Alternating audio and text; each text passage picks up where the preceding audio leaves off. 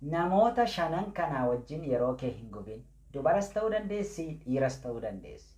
Tokkoffaa yeroo kan siif hin kennine.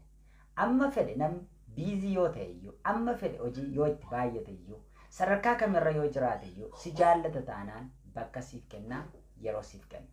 Lammaffaan namoota gaafati meesajii itti argitu meesajii kee ilaalanii callisanii tuffatanii dhiisan.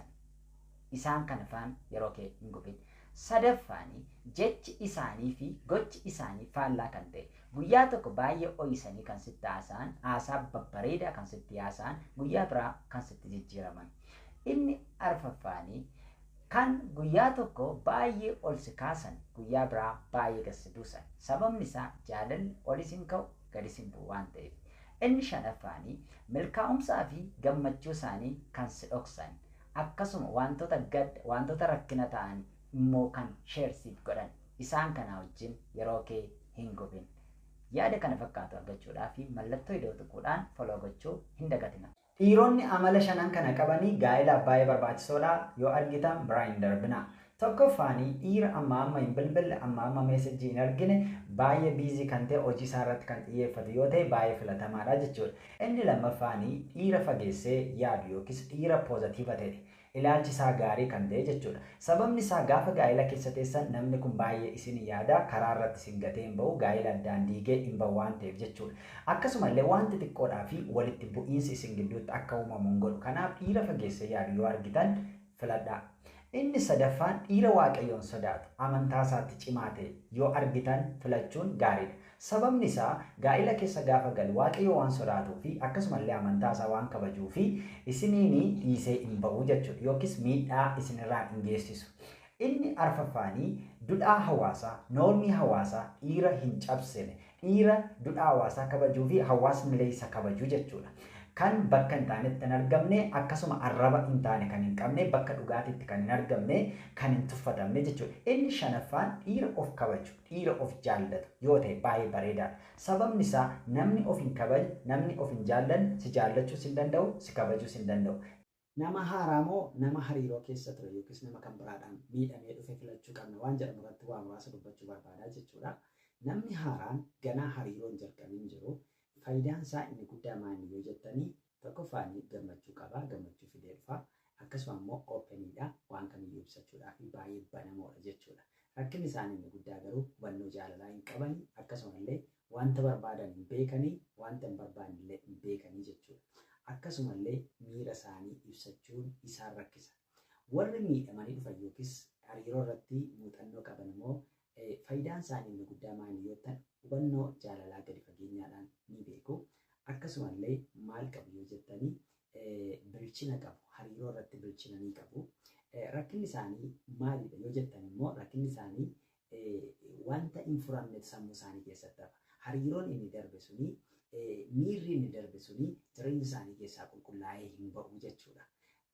Kamtu murteessaadha yoo jettanii isin fedha keessan haala keessan ilaaltanii warra haaraa kana wayyamoo warra muuxannoo qabu wayya kan jedhu isintu ilaalee murteessaa jechuudha. Isin ilaaltanii keessaa filachuu dandeessu.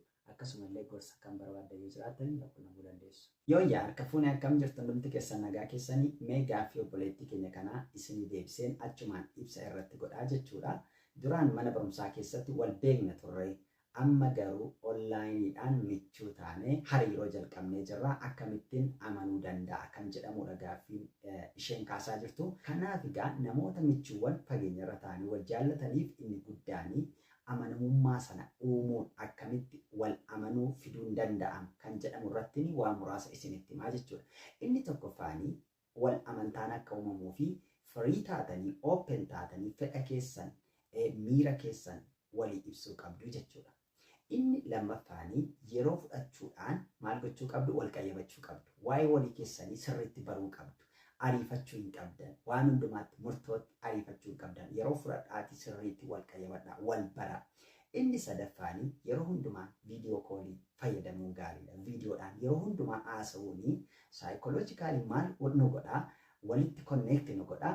Wal shakkii sana carraa balleessuu qabaa jechuudha. Inni itti aanu maal gochuun irra jiraata? Yeroo hundumaa jecha inni haasa'uu fi aakshinii isaatti maal kennuu qabna jechuudha, iddoo kennuu qabna. Akshiniinsa, gochasa, haasaansa kontiinesiidha. Walitti fufiinsa qaba. Wanta irra dubbate boriin dubbata, ji'arraan dubbata. Moo inji jijjiirama. Inni kun baay'ee murteessaadha. Inni dhumaa obsa gaafataa jechuudha. Wal shakkii balleessuudhaaf yookiis walitti amanuu yookiis amanamummaa guddisuudhaaf maal gaafataa obsa gaafataa jechuudha. Tooftaa kana fayyadamuu ni danda'ama. Gaaffii biraa yoo qabaattan akkasuma inboxinaa gochuun ni danda'ama. Asumaallee foloo gochuun dagatina galatoma.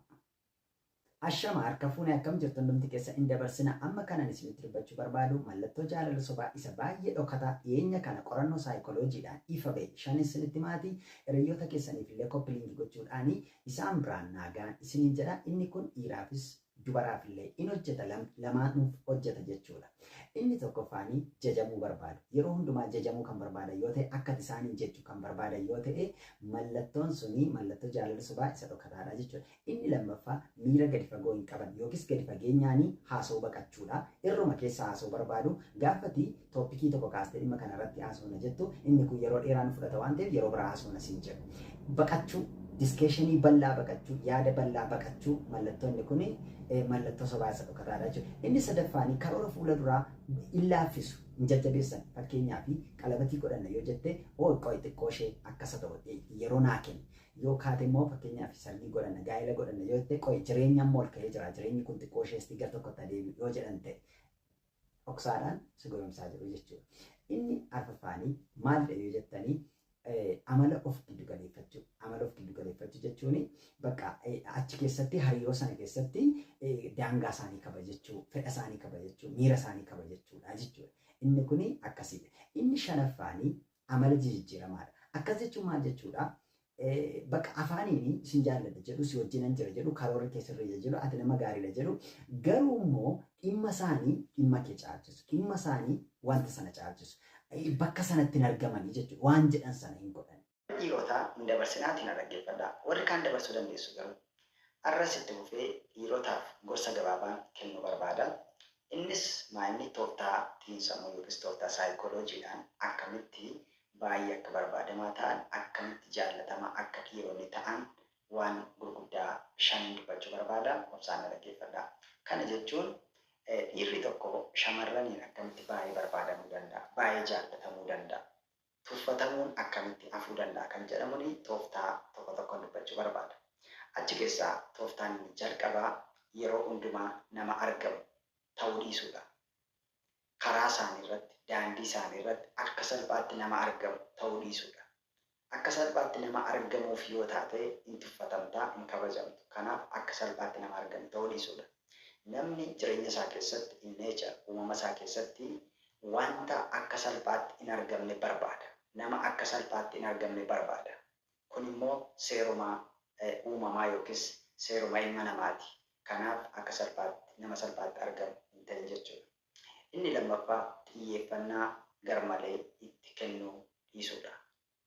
Yeroo hundumaa teessee meesejjii kan barreessitu yoo ta'e, yeroo hundumaa teessee meesejjii ishee kan eegdu yoo ta'e, bilbila ishee kan eegdu yoo ta'e, bilbila kan bilbiltu yoo ta'e, vaaliyuun kee yookiis gatiin kee gadi bu'aa ta'a. Baay'ee barbaadamaa taatu. Baay'ee xiyyeeffannaa itti kennuu yoo dhiiste, baay'ee xiyyeeffannaa itti kennuu yoo dhiiste, baay'ee barbaadamaa taata jechuudha.